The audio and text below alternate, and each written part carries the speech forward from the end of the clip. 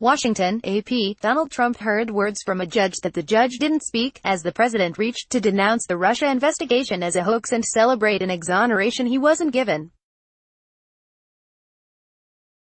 Democrats persisted in assailing the Trump administration for putting migrant children in the same type of holding facilities used when Barack Obama was president.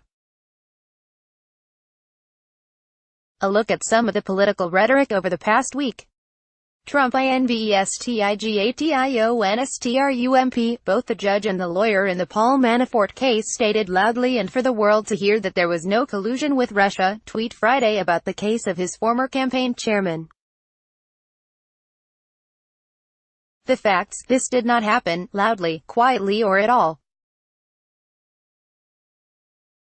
The case in Virginia was not related to Manafort's work on the Trump campaign and did not take up the question of whether the Trump campaign colluded with Russia to influence the 2016 election.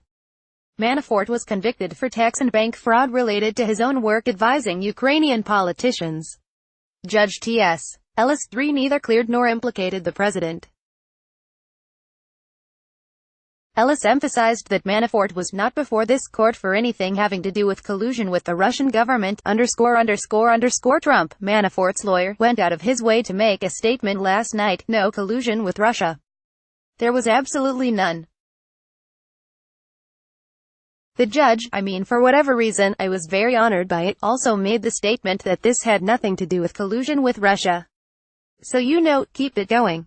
Keep the hoax going, remarks to reporters before visiting Alabama on Friday. The facts: Trump is misquoting Manafort's lawyer, Kevin Downing, who did not say there was no collusion with Russia. Downing only argued that no evidence emerged in the trial that his client, in particular, was involved in any collusion. The judge did say the trial was not about Russia, but that was not a statement of vindication for Trump or anyone. It was a reflection of the nature of the unrelated charges against Manafort. Whether the campaign and Russia worked together to tilt the election toward Trump is a core issue in special counsel Robert Mueller's Russia investigation, which continues. Like other Americans close to the president who have been charged in the Mueller probe, Manafort hasn't been accused of involvement in Russian election interference. But he has not been cleared of that suspicion, either. For example, court papers in recent weeks revealed that Manafort shared polling data related to the campaign with Konstantin Kilimnik, a business associate U.S. authorities say is tied to Russian intelligence.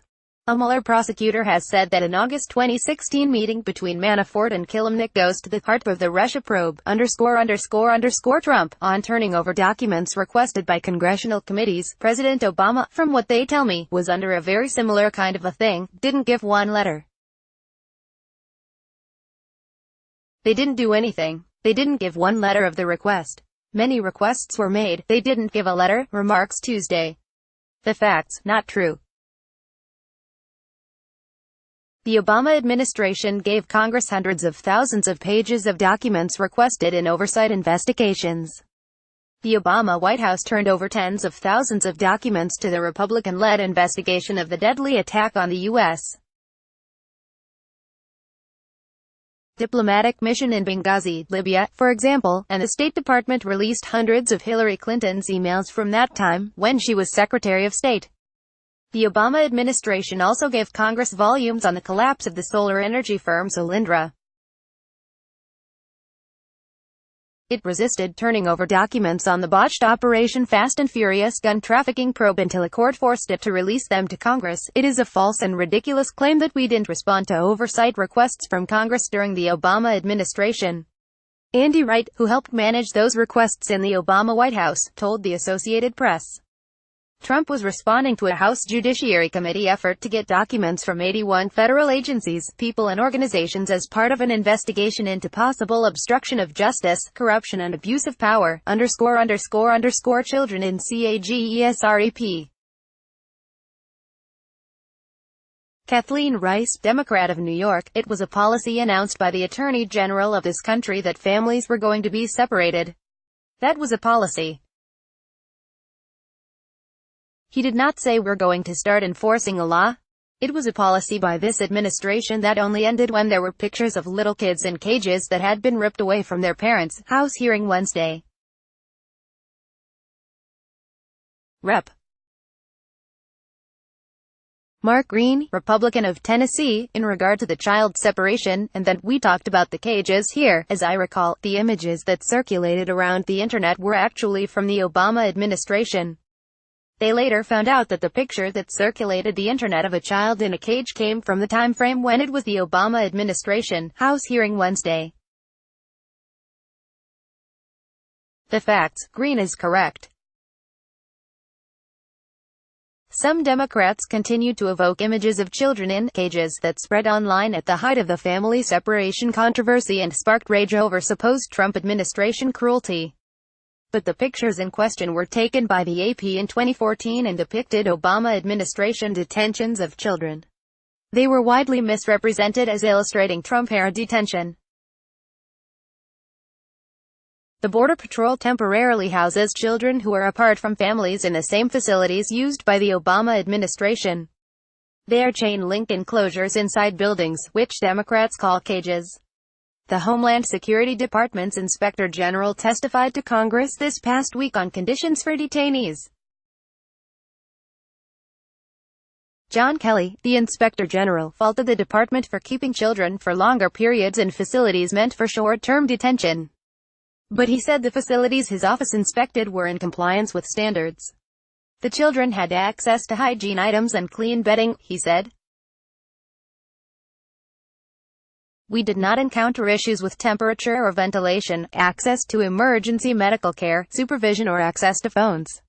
He said, children had access to food and snacks and did not complain of hunger. In stark contrast, he reported unhealthy and unsafe conditions in 4 or 5 immigration and customs enforcement detention facilities used for adults. Immigration officials are allowed to take a child from a parent in certain cases, serious criminal charges against a parent, concerns over the health and welfare of a child or medical concerns. That policy has long been in place and is separate from the now suspended zero-tolerance Trump administration policy that saw children separated from parents only because they had crossed illegally. ____VETERANSTRUMP. No administration has accomplished probably, you could say this with absolute surety, in the first 2 years anywhere near what we have accomplished.